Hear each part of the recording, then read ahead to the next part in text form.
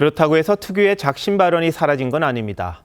책갈피 외화 반출을 지적하며 공개적으로 질타했던 이학재 인천공항공사 사장에 대해서는 상당히 거친 말도 쏟아냈습니다.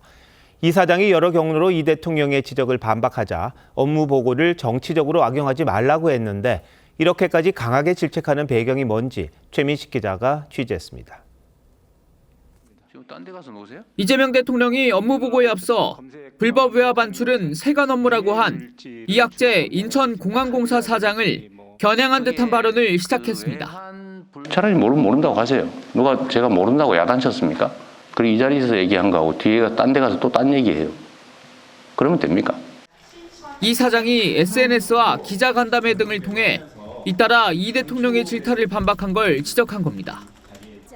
이 사장이 업무 보고를 정치적으로 악용하고 있다며 도둑심보라는 표현까지 썼습니다. 야권 출신 기관장을 표적질의했다는 비판에 대해서도 유능하면 어느 쪽에서 왔든 상관없이 썼다고 반박했습니다. 명예와 혜택은 다 누리면서도 책임은 다하지 않겠다는 그런 태도는 정말 천하의 도둑놈 신부 아닙니까? 왜 그 자리 차지하고 있습니까? 생중계 업무 보고에 대한 일각의 비판을 반박할 땐 언론에 대한 불신을 드러내기도 했습니다. 요즘은 재래식 언론이라고 그러는데 이 특정 언론들이 이렇게 스크린을 해가지고 보여주는 것만 보이던 시대가 있었죠.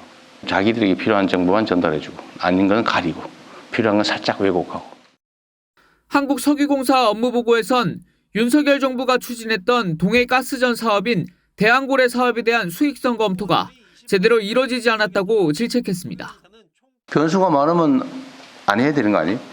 개발 가치가 있는지 없는지도 모르는 걸 가지고 수천억을 투입할 생각이었어요? 국민의힘은 업무 보고는 대통령이 자기 확신을 과시하며 윽박지르는 정치쇼가 아니라고 지적했습니다. TV조선 최민식입니다. 이 대통령이 업무 보고 때 여러 가지를 질책하고 대책을 주문하자 지적을 당한 당사자나 관계자들의 반박도 이어지고 있습니다. 보신 것처럼 이학재 사장의 실시간 재반박이 대표적이었고 오세훈 서울시장은 강북개발 무산 가능성을 지적했습니다. 역사학계에서도 성명을 냈다는데 무슨 내용인지 전정원 기자가 보도합니다. 국회 국토위에 출석해 있던 이학재 인천공항공사 사장은 SNS에 외화 불법 반출 단속의 법적 책임은 관세청에 있다며 사실에 입각한 정확한 보고를 해줄 것을 대통령 참모들에게 요구했습니다. 이재명 대통령 발언을 1시간 만에 재반박한 건데 여당에선 정치적 항명이란 비판이 이어졌습니다.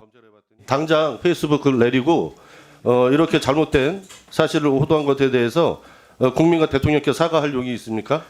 제가 잘못된 거를 바로잡는 겁니다. 제 페이스북에 있는 글은 아주 정확한 표현을 한 겁니다.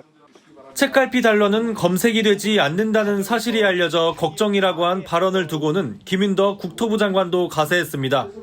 책갈피에 의한 반출했을 경우에 실제 검색이 쉽지 않다.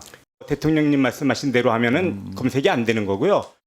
가르쳐준 꼴이다라고 하는 발언은 상당히 문제가 있는 것으로 조사, 감사를 진행을 해서 국회에 보고 드릴 수 있도록 그렇게 하겠습니다. 오세훈 서울시장은 SNS에 모르면서 아는 척 말라며 이 대통령의 업무 보고 내용을 비판했습니다. 세운 4구역 개발을 법으로 규제하겠다는 허민 국가유산청장 발언은 강북을 포함한 서울 전역의 개발을 사실상 주저앉힐 수 있다는 겁니다. 한국역사연구회 등 48개 역사 고고학회 단체는 이 대통령의 환단고기 언급을 우려하는 성명을 냈습니다. 이들 단체는 사이비 역사의 위험성을 직시하라며 이 대통령의 애매모호한 표현에 대한 명확한 입장을 밝히라고 요구했습니다. TV조선 전정원입니다.